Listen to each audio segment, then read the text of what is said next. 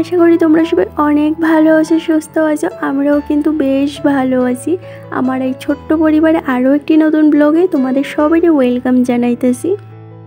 আর এখন ঘড়ির কাটার সময় হইতে আছে সকাল 6:45টার মতো। তো আজকে ব্লগটা এইখান থেকে শুরু করলাম তোমাদের সাথে নিয়ে। আশা করি এই ব্লগটাও তোমাদের ভালো লাগবে। আর এই যে জাস্ট ঘুম থেকে উঠলাম, ওইটা সেরে ঠাকুর প্রণাম করলাম, তারপর এই যে ফ্রেশ হইলাম। তো এখন আস্তে ধীরে মাথাটা আঁচড়ামো, তারপর ঘরের কাজগুলি শুরু করবো। কারণ আজকে না ঘুম থেকে উঠতে একটু লেট হয়ে গেছে, কারণ সকালবেলা অ্যালার্মটা লাগাই রাখছিলাম, কিন্তু কখন যে অ্যালার্মটা পাইছে বন্ধ হয়ে গেছে কইতেও পারি না। কারণ আজকে না হাজব্যান্ডের অফ আসছিল, তো এই কারণে এই যে ঘুম থেকে উঠতে লেট হয়ে গেছে। যেই দিন ও সকালবেলা ডিউটি থাকে না ওই দিনটা না একটু লেট করে ঘুম থেকে উঠি। কারণ কি হয়, প্রতিদিনই তো একদম সকাল সকাল ঘুম থেকে উঠি, কিন্তু যেই দিন ছুটি থাকে ওই দিনটা না একটু লেট করে উঠি, কারণ ওই দিন বেশি একটা কাজের প্রেশার নিতে চাই না সকালবেলা। এইদিকে কিন্তু আমি বাসি নাইটিটা ছাইরা মাথাটাতে কিন্তু আশ্রয় নিয়েছি। তারপর এই যে কালকের কয়েকটা ভিজা কাপড় আসিল, এইগুলি ছাদে আইলাম দিতাম। কালকে দুপুর থেকে না বেশি একটা রৌদ্র আসিল না, তো এই যে কাপড় কইটা শুকাইছে না ভালো কইরা, তো কেমন যেন একটা গন্ধ করতেছিল। তো রাতের দিকে ওই বারান্দার মধ্যে মেইলা দিয়েছিলাম। তো সকালবেলায় কত সুন্দর রৌদ্র উঠছে, একদম ঝলমলে করতেছে রৌদ্রটা, তার সঙ্গে না একটা মিষ্টি বাতাসও আছে। তো এই যে কাপড় কইটা মেইলা দিলাম, তারপর এবার চলো আস্তে ধীরে গড়ে যায়। আর আমার অনেক দিদিভাইরা আর বোনেরা যারা আমার আগের ব্লগে জানতে চাইছিল যে আমার মেশিনটা কত নিচে বা কোথা থেকে আমি নিছি, তো আমার মেশিনটা 1500 টাকার নিচে। আর এইটা কিন্তু আমি ফ্লিপকার্ট থেকে নিয়েছিলাম। আর একটা দিদিভাইয়ের নামটা আমার এখন একদমই মনে পড়তেছে না। তো দিদিভাইটার লিঙ্কটা চাইছিল, তো অবশ্যই কিন্তু আমি লিঙ্কটা তোমাদের সাথে শেয়ার করে দিব কমিউনিটি পোস্টের দ্বারা। তো তোমরা একটু চেক করে নিও। এই মেশিনটা না আমার অনেক দিনের শখ আছিল, একটু হাতের কাজ করতে জানি, সেলাইয়ের কাজ করতে জানি। তো একটা মেশিন না হইলে জানো তো কাজ করতে ভীষণ অসুবিধা হয়, কারণ হাতে সেলাই করে কাজ শেখা ভীষণ কষ্টকর হয়ে যায়। তারপরেও আমি একটু করে কিন্তু অনেক কাজ কুটে শিখছি, হাতের কাজ, শিলির কাজ। এই যে মেশিনটা দেখতে পাই, এই মেশিনটা না আমার অনেক দিনের ইচ্ছে আছিল নেওয়ার, কিন্তু অনেক ধরনের অসুবিধা থাকার কারণে আর নিতে পারতেছিলাম না। কিন্তু এই মাসে হাজব্যান্ড যখন স্যালারিটা পাইলো সঙ্গে সঙ্গে কিন্তু আমার মেশিনটা কিনা দিছে। কারণ কি জানো তো, মাসটা যখন গড়াইয়া জায়গা তখন হাতে আর একটা পয়সাও থাকে না, তখন আর নিতে পারি না, তখন না ভীষণ কষ্ট লাগে। তারপরও চিন্তা করি যদি আমার সংসারটা ভালো থাকে এইভাবে, তাহলে নিজের ইচ্ছেগুলি কয়েকটা দিন পরে পূরণ করলেও কিছু হইতো না, এইটা ছাড়াও চলে আবার হইলেও চলে। তো এই কারণে এইটা ভাইবা সেরে এতদিন নিতে পারতেছিলাম না। তো যাক, ফাইনালি এখন কিন্তু আমি মেশিনটা নিছি, আর টুকটাক করে না একটু কাজও শিখতেছি। আর অনেক দিন ধরে আমার না ব্লাউজ বানানোর খুবই ইচ্ছে আসিল, নিজের লেগে ব্লাউজ বানানোর ইচ্ছে আসিল। তো এখন কিন্তু আমি নিজের লেগে ব্লাউজ বানানো শিখতে পারতেছি। তো অবশ্যই তোমাদের সাথেও আমি শেয়ার করবো যেই দিন আমি ভালোভাবে বানাইতে পারবো। আর এইদিকে তোমাদের সাথে গল্প করতে করতে দেখো সকালে টুকটাক কিন্তু কাজ অনেকটাই সাইরা নিয়েছি। কালকের যে ধোয়া বাসন কইটা আসছিল, বাসন কইটা গুছাইয়ে রেখে ঘরের সামনের জায়গাটাও ঝাড়ু দিলাম। আর দেখতেই পাইলে কালকে রাতের বৃষ্টি হয়েছে, এই কারণে পাতাটা তো পড়ে রয়েছে, আর টপটার নিচেও না জল লেগে রয়েছিল। তো এই জলটা থেকে শ্যাওলা তৈরি হয়, তো এই কারণে টপটি সরাই কিন্তু ভালো করে ঘরের সামনের জায়গাটা ঝাড়ু দিলাম। আর সকালবেলা ওই যে মিউনিসিপ্যালিটির থেকে এসে কিন্তু রাস্তাটাও ভালো করে পরিষ্কার করে দিছে। এই বৃষ্টির কারণে রাস্তাটা এত পরিমাণ গাছগাছালি হয়ে রয়েছিল।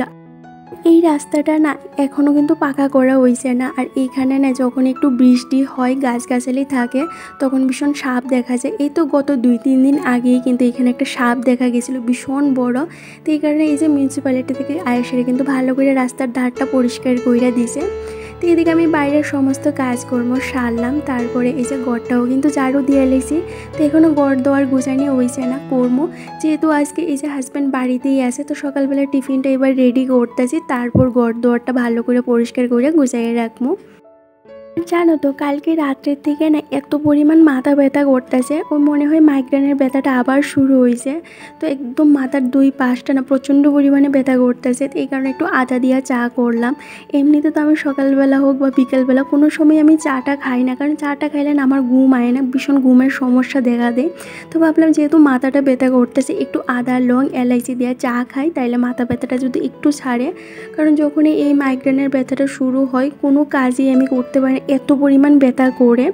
তো যাই হোক, এদিকে এই যে চাটা কিন্তু রেডি করে লাইছি, আর চার সাথে বিস্কুট, হাজব্যান্ডের লেগে কেক, আর আমার লেগে একটু মুড়ি নিলাম। মুড়ি দিয়ে চাটা খাইতে বেশ ভালোই লাগে। আর এইদিকে কিন্তু আমাদের সকালের টিফিনটাও হয়ে গেছে। তারপর এই যে বাসন কইটা ধুয়ে রাইখা দিতেছি। তো বেশিরভাগ বাসন তো রাত্রেই ধুয়ে রাইখা দেয়, সকালবেলা এত বেশি বাসন থাকে না, শুধু ভাতের হাঁড়ি আর ওই যে সকালবেলা টিফিন করার পরে যে বাসন কইটা বড়ি বাসন কইটা ওই। তো এই যে ভাতের হাঁড়ির থেকে ধুয়ে সমস্ত বাসন কইটা ধুয়ে রাইখা দিছি। তার সাথে যা রান্না করবো কালকে রাত্রে কিন্তু কাইটটা ভালো করে ধুয়ে ফ্রিজে রাইখা দিছিলাম। এখন যেহেতু রান্না করবো তো এই যে সবজিটা বার করলাম ফ্রিজের থেকে, বার করে আবার একটু দইয়ার নিছি, নাহলে একটা কালো কালো দাগ পইরা থাকে। আর কালকে রাত্রে একটু ভাত আসছিল, তো ভাতটা বাড়িতে করে রাইখা দিয়েছি, যখন গরম ভাত হইব তখন কিন্তু আবার ভাতের উপরে দিয়ে দিলে এই ভাতটাও কিন্তু গরম হয়ে যাইব গা। জানো তো আজকে এত বেশি রান্না বান্না করারও কিছু আসিল না, কালকের একটু মাংস তরকারি আসছিল, তার সাথে আলু ভাজা ডাল। তো সমস্তটাই যেহেতু আছে সবটা এবার গরম কইরা নিমো, আর তার সাথে একটু মাছের ঝোল করবো আলু বেগুন দিয়ে, সেটা তাইলে হয়ে যাইব গা। তো যেই দিন সকালবেলা বেশি একটা রান্না বান্না না থাকে ওই দিন সকালটা দেখবা মনে হয় কত কাজ জানি শেষ হয়ে গেছে গা। তো আমি ওইদিকে ভাতের হাঁড়িটাও বয়াই দিলাম, আর কালকে রাত্রে যে ডালটা আছিল এইটাও কিন্তু গরমে বয়াই দিছি। তো এইটা ভাত আর ডালটা গরম হইতে হইতে এই যে এবার ঘরের কাজগুলি কিন্তু টুকটুক কইরা নিমো। তো গত দিনের ব্লগে আমার একটা দিদিভাই কমেন্ট করছিল যে দিদিভাইয়ের নাকি প্রতিদিন ওই 7 থেকে 8 বার রান্না করতে হয়। তো দিদিভাইয়ের এত কীভাবে রান্না করতে হয় আমি জানি না, কিন্তু হয় অনেকের বাড়িতে যখন জয়েন্ট ফ্যামিলি থাকে তাদের কিন্তু অনেকবারই রান্না করতে লাগে। তো আমরা যেহেতু 2 জন মানুষ, আমাদের না এত বারবার রান্না করতে লাগে না। ওই যে দুপুরবেলা রান্না করি একদম রাতের বুঝ রান্না করে নিই, রাতেরবেলা খাওয়ার আগে একটু গরম করে নিই, তাইলে হয়ে যায় গা। আর একান্নবর্তী পরিবার হলে এটাই সমস্যা, বাড়ির বউদের সারাদিনই এই যে রান্না বাড়ার সংসারের কাজ নিয়ে ব্যস্ততা থাকতে লাগে। তো কী আর করার। আর একান্নবর্তী পরিবারের একটা মজাই আলাদা। কিন্তু আমার যে বাবার বাড়ি কিন্তু একান্নবর্তী পরিবার, হয়তো সবাই আলাদা আলাদা কিন্তু এক বাড়িতেই থাকে। তো যখন আমি বাড়িতে যাই এমনিতেই জানো তো মনটা এত ভালো থাকে, সবার সঙ্গে গল্প কইরা সময় কাটটা জায়গা, যখন যার ঘরে ভালো লাগে তার ঘরেই খাওয়া দাওয়া করি, এইটা না যে আমাদের ঘরেই খাওয়া দাওয়া করতে লাগবো বা ওই যে কাকিমুনির ঘরে যা খাওয়া দাওয়া করতে পারতাম না, এরকম না, যার ঘরে রান্না হয় তার ঘরেই কিন্তু গিয়ে সেটা খাওয়া দাওয়া করি। তো এই জিনিসটা না বেশ ভালো লাগে, যখন একা থাকি ওই জিনিসগুলি ভীষণ মনে পড়ে আর অনেকটা কষ্টও লাগে। কিন্তু কি আর করার, মানুষের কাজের সূত্রে কত দূরে দূরে থাকে। কারণ বর্তমানে যুগে পেট চালানোর জন্য মানুষের কত কিছুই না করতে লাগে, বাড়ি ছাইরা মা বাবারে ছাইরা অনেক দূরে থাকতে লাগে। আমার তো কপালটা ভালো যে আমি আমার হাজব্যান্ডের সঙ্গে থাকতে পারতেছি। তো এটা নিয়ে আমি সন্তুষ্ট থাকি বা নিজেরে ভালো রাখার চেষ্টা করি যে যেই মানুষটা সারা জীবন আমার সাথে থাকবে, আমার সাথে চলবো, সেই মানুষটাই আমার পাশে আছে, এইটুকুনি আমার কাছে অনেকটা। তো যাই হোক, এইদিকে দেখো টুকটুক করে কিন্তু আমি ঘর দোয়াটা ভালো করে পরিষ্কার করে গুছিয়ে নিতে আসি। তো সকালে যে ক্লিনিং ডাস্টিংটা থাকে এইটা কইরা নিতে আসি। তো বেডরুমটা ভালো করে গুছিয়ে নিলাম, তারপর এই যে লিভিং রুমে আয়ে পড়ছি। তো লিভিং রুমটাও কিন্তু ভালো করে পরিষ্কার করে সমস্ত জিনিসপত্র গুছিয়ে রেখে দিছি। আর দেখতেই পেলে শোকেজের ভিতরটা না এতটা অগুছালো হয়ে রয়েছিল, তো শোকেজের ভিতরটা একটু ভালো করে পরিষ্কার করে নিলাম। গতকালকে আমি কোনো ব্লগ তোমাদের সাথে শেয়ার করতে পারছি না, কারণ হঠাৎ করে বৃষ্টি, হঠাৎ করে এই যে এত গরম পড়ে, তো এই সবে না শরীরটা এতটাই খারাপ লাগতেছিল, আর আমি কোনো ভিডিও শ্যুট করতে পারছি না সারাদিন। তো এই কারণে তোমাদের সাথে আর কোনো ভিডিও আমি শেয়ার করতে পারছি না, এই কারণে সরি। কারণ অনেক দিদিভাইরা আছে যারা আমারে কমেন্ট করে তোমার কথাগুলো, তোমার কাজগুলি দেখতে বেশ ভালো লাগে, তোমার কথাগুলি শুনতে বেশ ভালো লাগে, তোমার ব্লগের জন্য কিন্তু ওয়েট করি, সংসারের সমস্ত কাজকর্ম সাইরা কখন তুমি ব্লগ দিবা, তোমার ব্লগের লাগে ওয়েট করি। সেই জায়গায় দাঁড়াই আমি তোমাদের সাথে ব্লগগুলি শেয়ার করতে পারি না, তখন না ভীষণ কষ্ট লাগে। তো যাই হোক, শরীরটা সাথ না দিলে কোনো কাজ করতেই ভালো লাগে না, আর ব্লগ শ্যুট করবই কীভাবে যদি আমি সংসারে কাজকর্ম সেইভাবে করতেই না পারি। এইদিকে তোমাদের সাথে গল্প করতে করতে দেখো আমি কিন্তু ঘর দোয়াটা ভালো করে পরিষ্কার করে গুছিয়ে রেখে দিছি। তারপর এই যে রান্নাঘরে যে শেলফটার মধ্যে আমি জলের বোতল আর তেলের বোতলগুলি রাখি, এই জায়গাটাও একটু পরিষ্কার করে নিছি। এইখানে না ওই এক ধরনের কালো কালো পিঁপড়ে আছে, এগুলি এত পরিমাণ টর্চার করে, এখানে গেলে এগুলি পটিই দেখা যাইতেছিল। তো এটা ভালো করে একটু পরিষ্কার করে মাকড়সার ঝোলগুলিও জায়গা নিছি। তারপর এই যে মানি প্ল্যান্টটা দেখতে পাইতেছে, এটার জলটা না নষ্ট হয়ে গেছিলো, আর গাছটাও গুঁড়িটাও নষ্ট হয়ে গেছিলো গা। তো জলটা চেঞ্জ করে দিলাম, আর যে গাছের গুঁড়িটা নষ্ট হয়ে গেছে গা এই জায়গাটাও কিন্তু কাটটা ফালাইয়ে দিলাম। তো যাই হোক, এইদিকে কিন্তু আমার ঘর দোয়ারটা গুছানি হয়ে গেছে গা। তারপরে বললাম রান্না করে, তো ভাত ডাল তার সাথে যে তরকারিগুলি গরম করার আসলে গরম করে নিছি। এবার এই যে মাছের ঝোলটা করবো। আর আজকে মাছের ঝোলটা আলু বেগুন দিয়ে সেরিয়ে করবো, একদম পাতলা গইরা সেরা। তো এইদিকে এই যে সম্বাস দিয়ে কিন্তু আমি বোয়াই দিছি মাছের ঝোলটা। আর এইদিকে এই যে লবণের কৌটাটা আমি কালকেই দইয়া রাখছিলাম, তো এই যে এবার লবণটা ডাইলা রাখতেছি। কি জানো তো বন্ধুরা, আমি না রান্না করতে করতে রান্নাঘরে যে টুকটাক কাজগুলি থাকে ছোটোখাটো, এগুলি কিন্তু কইরা রাইখা দেয়। দেখবে যখন রান্না করি এই ছোটো ছোটো জিনিসগুলি কিন্তু তখনই নজরে পড়ে। তো ওই যে সঙ্গে সঙ্গে কাজগুলি কইরা রাইখা দিলে দেখবা আবার যখন রান্না করতে আমো বা রান্না করে যে একটা কাজ করবো, তখন কিন্তু কাজগুলি করতেও অনেকটা সুবিধা হয়ে যায়। এইদিকে কিন্তু ঝোলটাও ফুটতে গেছে গা। তো তার মধ্যে এই যে মাছ আর বেগুনটা দিয়ে দিলাম, লাস্টেই দিলাম, নাইলে না বেগুনটা একদম লেতে হয়ে যায় গা। তো এখানে সবার লাস্টেই দিলাম। তো এইদিকে এই যে ঝোলটা উঠতে কয়েকটা ঝুড়ি আসছিল, এগুলো একটু পরিষ্কার করে রাখা দিতেছি। এগুলির মধ্যে দেখবা কেমন যেন একটা কালো কালো দাগ হয়ে থাকে অনেক দিন ইউজ করার কারণে। সব সময় তো আর কাজ করার পর সঙ্গে সঙ্গে এত ভালো করে পরিষ্কার করা যায় না, বা অনেক সময় সময়ও থাকে না। তো এই যে আজকে এই জিটি কিন্তু ভালো করে একদম সাবান সার্ফ আর একটা ব্রাশ দিয়ে ভালো করে পরিষ্কার করে নিলাম। এরই মধ্যে আমার রান্নাবান্নাও কমপ্লিট হয়ে গেছে গা। আর আজকে কী রান্না করলাম দেখতেই পাইলা। তাইলে চলো এবার এই যে রান্নাঘরটা পরিষ্কার করি। গতদিনের ব্লগে প্রিয়ালি দিদিভাই কমেন্ট করছিল যে আমরা বেবি কবে নিমো, আমাদের বিয়ের তো প্রায় 2-2.5 বছর হয়ে গেছে গা। তো দিদিভাই আমরা না বেবি নিয়ে এখনও সেই রকম কোনো প্ল্যান করছি না, তো দেখা যাক কবে কি হয়। এদিকে আমি রান্নাঘরটা পরিষ্কার করে গুছিয়ে রেখে দিলাম। আর রান্নাঘরের যে ন্যাকড়াগুলি আছে এগুলি এই যে সার্ফের জলে একটু ভিজিয়ে রাখছি, এগুলি না একদম তেল ছিটা লাগতেছিল আর কেমন যেন একটা আটালু আটালু লাগতেছিল। তো এই যে একটু সার্ফের জলে ভিজিয়ে রাখলাম, সন্ধ্যার দিকে দইয়া দিমু। তো যাই হোক, এইবার এই যে রান্নাঘরটা পরিষ্কার করে নিলাম। তারপরে যে কালকে কয়েকটা খালি জলের বোতল আসছিল, তো সকালে ফিল্টারে জল দিয়েছিলাম। তো এই যে বালতিটার মধ্যে সমস্ত জলটা পড়লো, এবার বোতল কইটা বইরা রেখা দিতেছি। সারা ফ্যামিলি ব্লগ আইডি থেকে দিদিভাই কমেন্ট করছিল যে দিদিভাইয়ের চ্যানেলটা বন্ধ করে দিতে হইব, এত কষ্ট করে ভিডিও করে তারপর একদমই ভিউজ হয় না। তো এটা থেকে দিদিভাইয়ের ভীষণ কষ্ট লাগে। সত্যি কথা কইতে কি জানো তো, আমার চ্যানেলটা যে দেখতে পারতেছ, এইটা কিন্তু এত যে ভিউজ আয়ে একদিনে কিন্তু এইটা হয়েছে না। আমি 3টা চ্যানেল ক্রিয়েট করার পরে এই চ্যানেলটাই কিন্তু আমার ভিডিওর মধ্যে এখন মোটামুটি বেশ ভালোই ভিউজ আয়ে।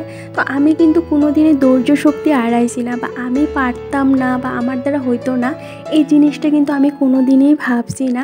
হয়তো এই কারণে আজকে আমি এই জায়গাটায় আয়ে দাঁড়াইতে পারছি।